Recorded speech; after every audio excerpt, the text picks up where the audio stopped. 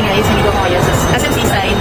Tignan natin kung magkano ang Xiaomi 14T series nila. Ayan guys. I think ito yung bago nila. Xiaomi 14T series. Let's check. So ito yung bago.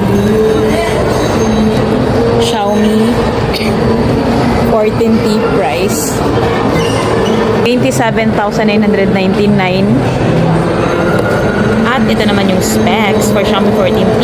Kapag 12 gigabytes yung RAM, I think, and then 512 gigabytes ang ROM or internal storage.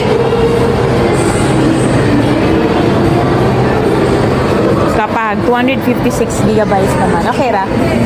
It's 25,999. Depende kasi sa ROM, sa internal storage eh.